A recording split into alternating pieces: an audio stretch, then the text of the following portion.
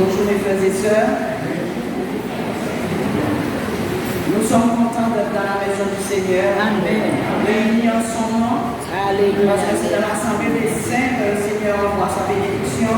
Amen. Et il aime nous voir rassemblés. Amen. En son nom. Amen. Et sa présence est là. Alors nous le remercions pour cet honneur qu'il nous fait. Parce que nous ne méritons rien. Tout est grâce avec le Seigneur. Tout est grâce. Ce matin, je vais vous parler de l'amour inconditionnel de Dieu envers l'homme. Ce n'est pas nouveau. Ce n'est pas nouveau. Ce sujet a déjà été traité en long et en large. Mais c'est ce que le Seigneur a mis dans mon cœur. Et je ne vais pas m'étendre sur tout ce qu'est l'amour de Dieu, mais simplement j'ai deux exemples.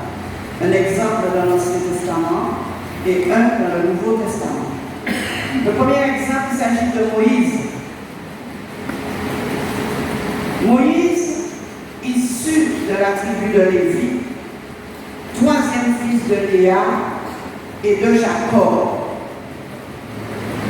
Ses parents, Jochébed et Amram, l'ont eu pendant une période tumultueuse en Égypte.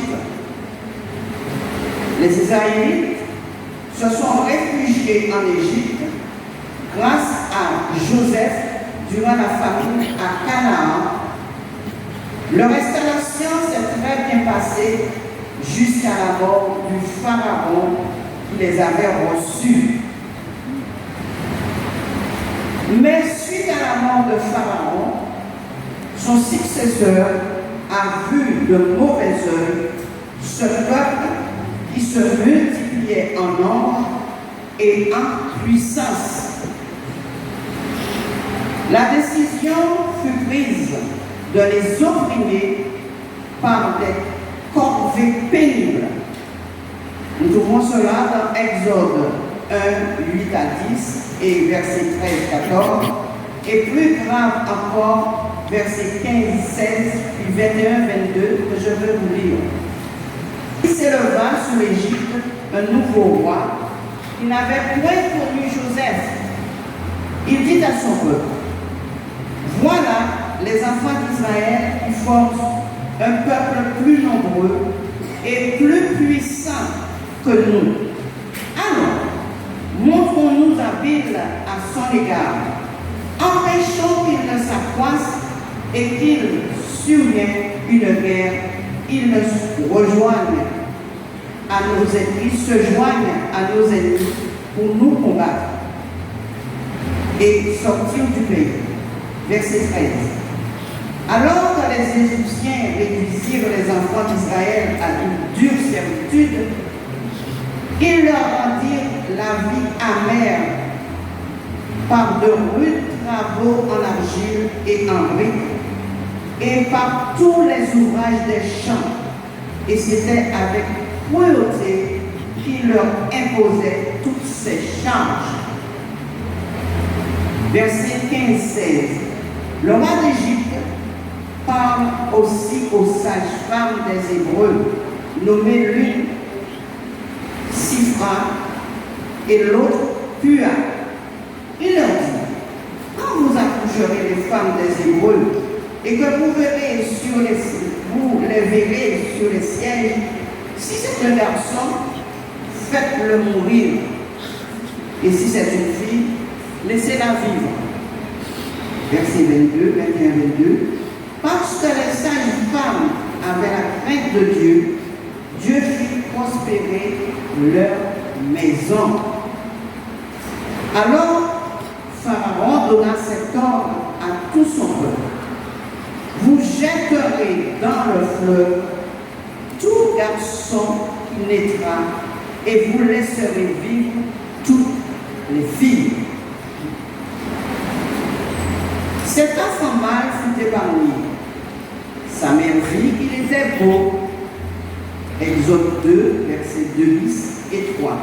Elle vit qu'il était beau et elle le cacha pendant 3 mois. Ne pouvant plus le cacher, elle prit une caisse de jonc qu'elle enduisit de bitume et de bois Elle y mit l'enfant et le déposa parmi les roseaux sur le bord du fleuve. Confié à Dieu, il fut recueilli par la fille de Pharaon qui lui donna ce nom Moïse. Il fut allaité par sa mère, puis enseigné dans toute la sagesse égyptienne. Voyant un Égyptien se bagarrer avec un Hébreu, il le tua. Exode 12. Il regarda de côté et d'autre, et voyant qu'il n'y avait personne, il tue l'Égyptien et le cacha dans le sable. 2. Le jour suivant, verset 13, il sortit le jour suivant, et voici, 2 Hébreux se querellaient. Il dit à celui qui avait tort, pourquoi frappes-tu ton prochain? Verset 14. Et cet homme lui répondit, qui t'a établi chef et juge sur nous? Penses-tu me tuer comme tu as tué l'Égyptien? Moïse eut peur et s'enfuit et se réfugie à Madian, où il est rencontré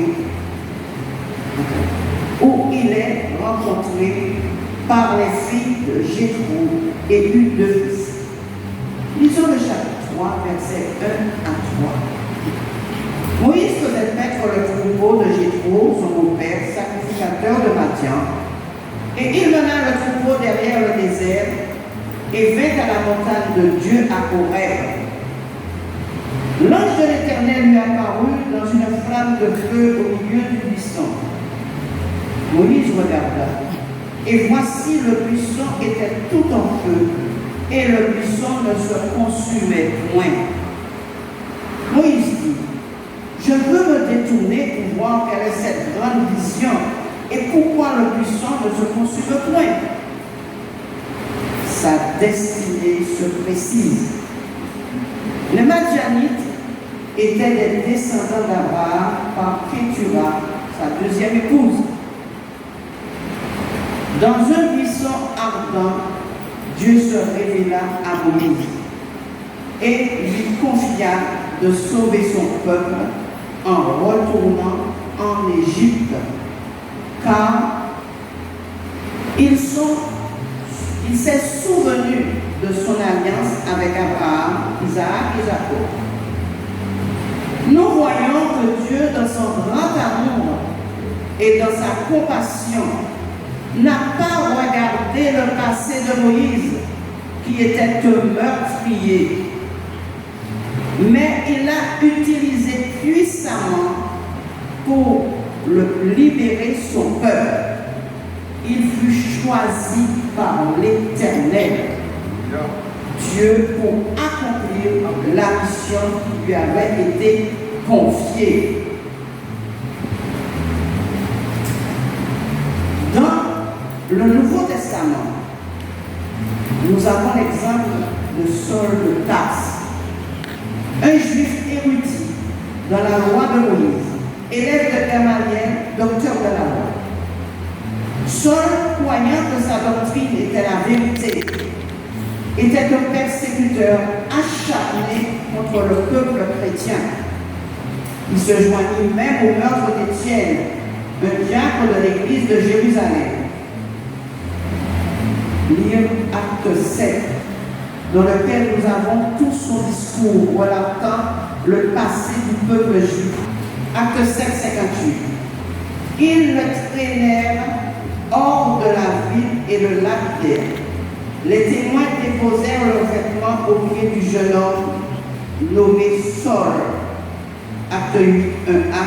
Saul avait approuvé le meurtre d'Étienne. Enflé d'orgueil, rempli d'un zèle diabolique, respirant le meurtre, il se rendait à Damas pour enchaîner et emmener à Jérusalem les disciples de Christ. Mais il fut arrêté en chemin par Jésus qui se révéla à lui. Il avait été choisi par Dieu pour accomplir une mission bien précise. celle de conduire les païens à Christ. Saul, dans son ignorance, croyait servir Dieu en agissant ainsi. Par tout ce qu'il a souffert, il a appris à connaître le véritable Dieu, à le servir. Il était le choix de Dieu. Acte 9, 15, 16. Le Seigneur dit à Ananias, son disciple, va, car cet homme est un instrument que j'ai choisi pour porter mon nom devant les nations, devant les rois et devant les fils d'Israël, et je lui montrerai tout ce qu'il doit souffrir pour mon nom. De persécuteur, blasphémateur, violent, il devient de grand apôtre que Dieu nomma Paul, qui nous laissa de grandes études. 1 Timothée 1,13. Moi qui étais auparavant un blasphémateur, un persécuteur, un homme violent, mais j'ai obtenu miséricorde parce que j'agissais par ignorance dans l'incrédulité. Là où l'homme critique, là où il juge, là où il écrase, détruit, tue avec sa langue, lui, le Seigneur, est amour, compatissant, pardonne. Qui d'entre nous peut-il dire qu'il est meilleur que ces hommes?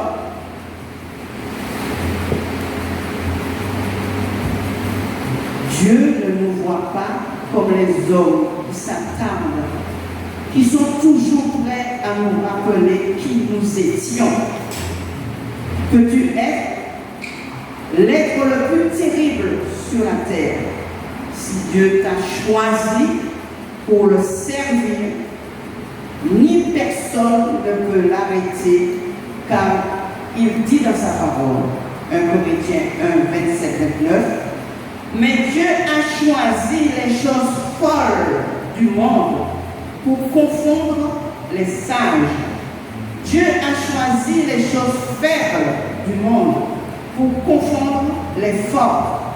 Et Dieu a choisi les choses viles du monde et celles qu'on méprise, celles qui ne sont point pour réduire à néant, celles qui sont afin que nulle chair ne se glorifie devant Dieu. Nous sommes Israël de Dieu, choisi par lui. Alors, accomplissons notre mission. Que Dieu nous aide et nous bénisse ensemble.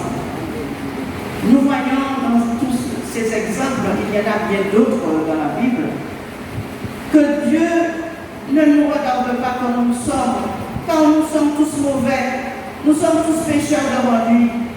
Nous avons tous fait des choses terribles devant sa face, mais il nous fait grâce parce que son amour est grand. Son amour est incommensurable. Il est amour et il nous voit avec des yeux et un cœur rempli d'amour. Que Dieu nous bénisse ensemble. Amen.